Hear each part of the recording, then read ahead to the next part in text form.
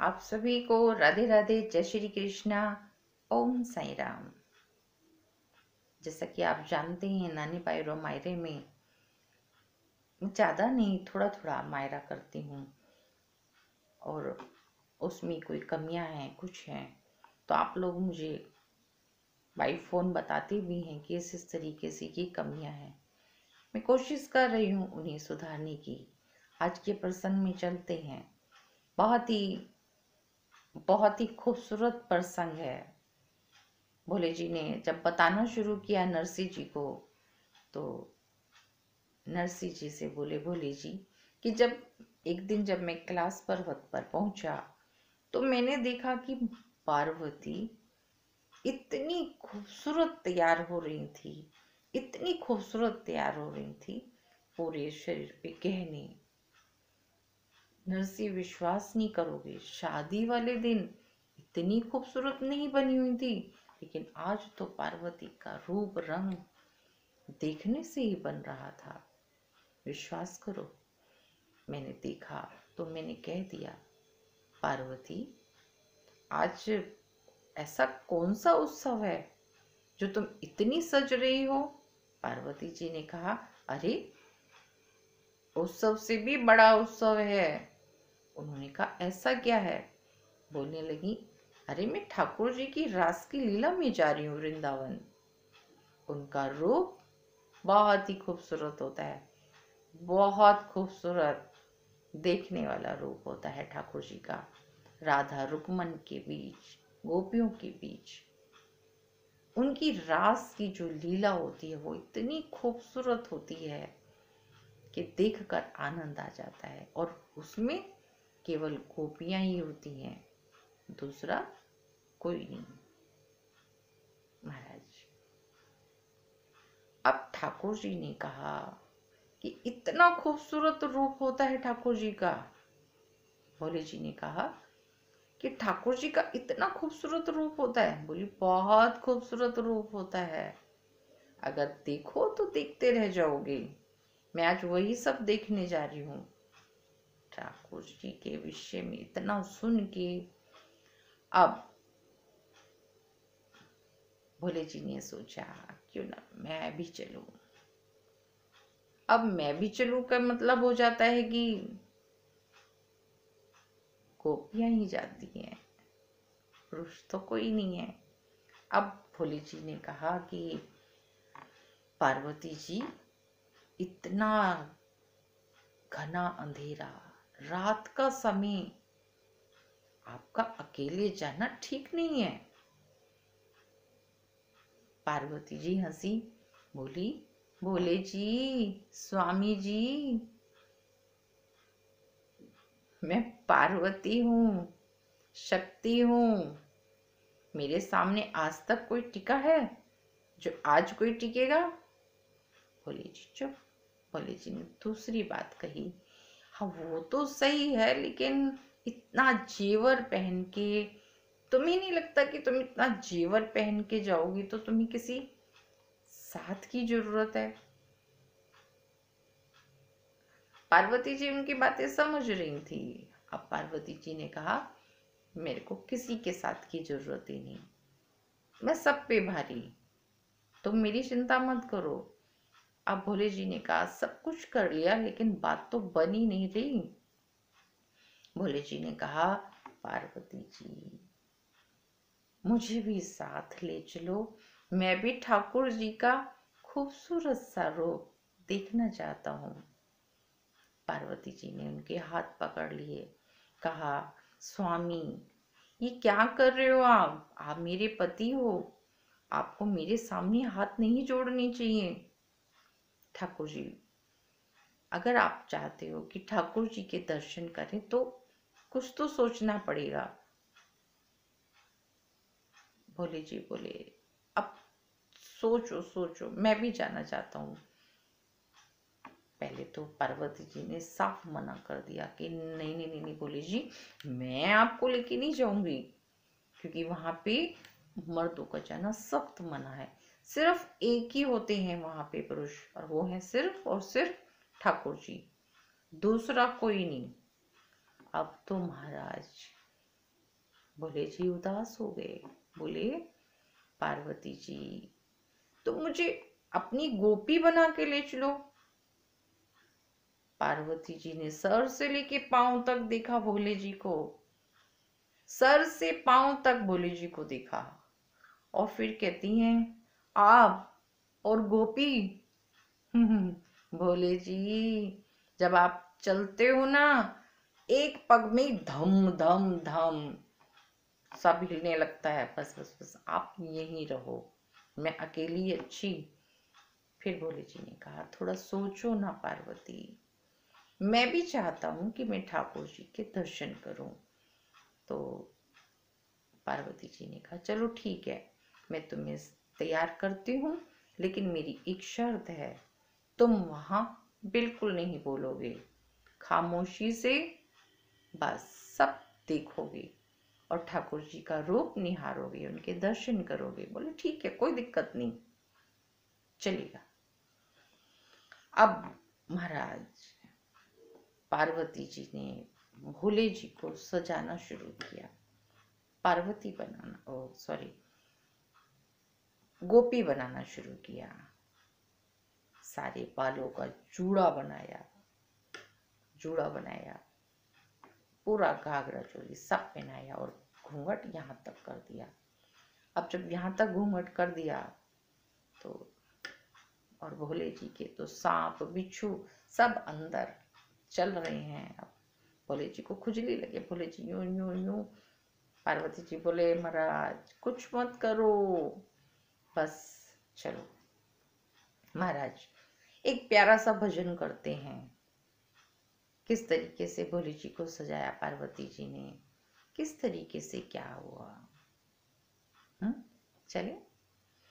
एक दिना भोले भंडारी पार्वती के संग वृंदावनिया गए, वृंदावनिया गए।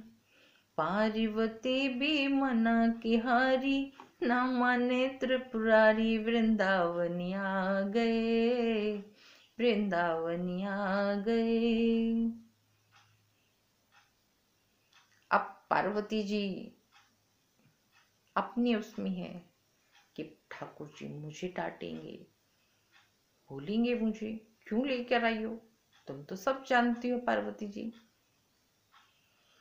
अब ठाकुर जी तो ठाकुर जी हैं, उनकी रासलीला देखने की इच्छा जब जागृत हो ही गई भोले जी के मन में, तो क्या हो सकता है। पार्वती भी मना के हारी, ना माने त्रिपुरारी, वृंदावनिया गए, वृंदावनिया गए।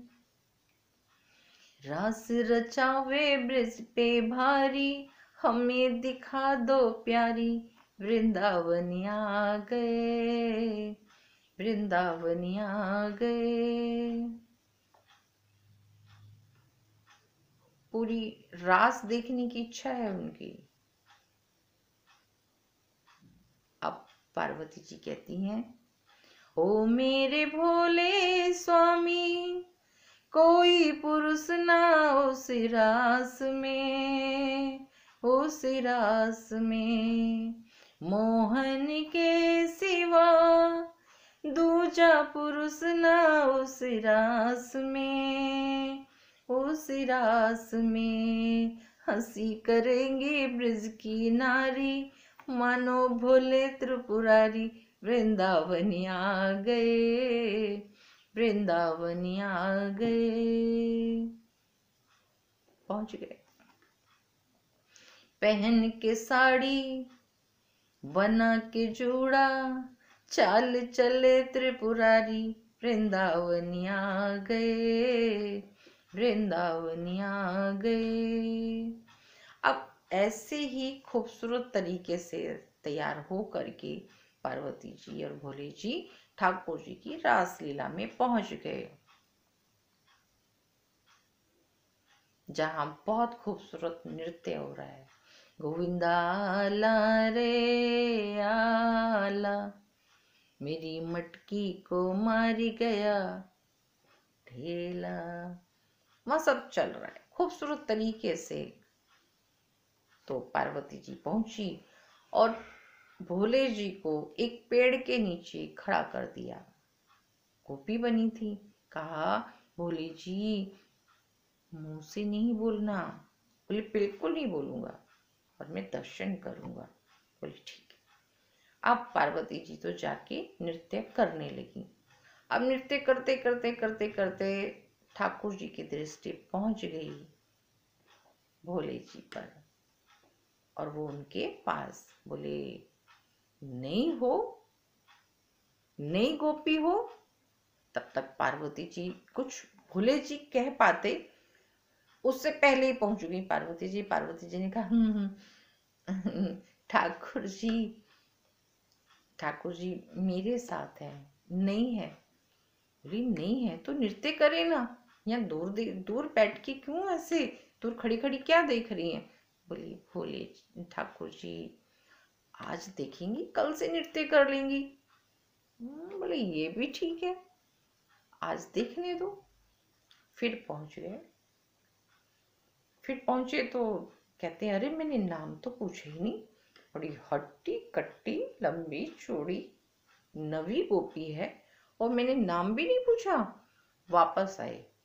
बोले नवी गोपी मैंने तुम्हारा नाम तो पूछा ही नहीं, क्या नाम है। तब तक फिर आ गई पार्वती जी। बोली ठाकुर जी ये थोड़ी शर्मीली है और इनका नाम भोली है, भोले से भोली। ठाकुर जी ने कहा भोली नाम है, बड़ा प्यारा नाम है भोली। फिर मुंह क्यों इतना ढका हुआ है इसे तो। बोले नहीं नहीं ठाकुर जी ऐसे ही ठीक है ये। बोले ठीक है। बोले ऐसे ऐसे गर्दन हिला रहे थे। भोली नाम है, बड़ी भोली है, मतलब ऐसे सब चल रहा था। ठाकुर जी ने कहा चलो कोई बात नहीं भोली, आज नृत्य देखो कल से करना। जब ठाकुर जी चले अचानक उन्हें लगा ये कुछ अलग सी गोपी है। उन्होंने पलट के देखा तो सांप उनके घाघरे से निकल रहा था, जिसे तुरंत उन्होंने पकड़ा भोले जी ने और वापस अंदर, जो ठाकुर जी ने पलट के देखते समय देख लिया। बोली कुछ समझ नहीं आ रहा, हट्टी कट्टी है, पग भी धोड़ा धोड़ा, ये धोड़ा पग। बोले बात को समझ नहीं आ रही, जम नहीं रही है। इसके लिए तो मुझे बांसुरी ही बजानी पड़ेगी और बांसुरी बजेगी तो ही पता चलेगा, सच तो तभी पता चलेगा। अब ठाकुर जी ने बहुत ही खूबसूरत तरीके से बांसुरी बजानी शुरू कर दी। ऐसी बजाई बंसी सुध बुध भूले भोलेनाथ जी, भोलेनाथ जी। तानी की धुन पे ऐसे नाचे मगन हुए त्रिपुरारी, भोले शर्मा गए, भोले शर्मा गए। क्योंकि आमने सामने दोनों हो गए थे। सर से खस गई जब चुनरी, शर्माए त्रिपुरारी, गले से लगा लिया। जब वो नृत्य करते करते करते करते उनको ये होश ही नहीं रहा भोले जी को कि उनका जो चुनरी है वो उतर गई और भोले जी और ठाकुर जी आमने सामने। भोले जी शर्मा आ गए और ठाकुर जी ने ऐसे करके उन्हें गले से लगा लिया,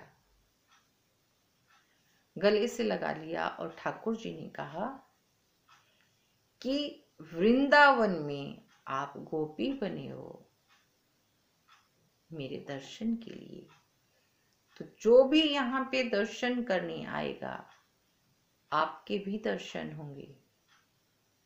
उनका नाम गोपेश्वर पड़ा। गोपी बने थे इसलिए गोपेश्वर पड़ा, और वृंदावन में उनका धाम मंदिर बना। है ना प्यारा सा? कितना प्यारा वृत्तांत है, इतना प्यारा वृत्तांत कि आप सोचो। ओ भोले बाबा तेरा वृंदावन में बना धाम रे, बना धाम रे। तब से गोपेश्वर तेरा, गोपेश्वर पड़ा नाम रे, पड़ा नाम रे। तो महाराज इस प्रकार से भोले जी ने दर्शन किए ठाकुर जी के, और वृंदावन में उनका गोपेश्वर के नाम से जो है धाम मंदिर बना। तो जो भी वृंदावन जाते हैं, भोले जी बने थे गोपी इसलिए गोपेश्वर उनका नाम पड़ गया। आज बस इतना ही, कल फिर मिलेंगे आगे के प्रसंग में। तब तक के लिए दर्शना शर्मा को इजाजत दीजिए। इसी के साथ इतना ही कहना चाहूंगी, मैं जानती हूँ मैं बहुत गलतियां कर रही हूँ, अपना समझ के क्षमा कर देना, मेरी कोशिश है। बाकी आप लोगों का प्यार मिलेगा तो मैं और अच्छे से कोशिश करके अच्छे से करूँगी। राधे राधे, जय श्री कृष्णा, ओम साई राम।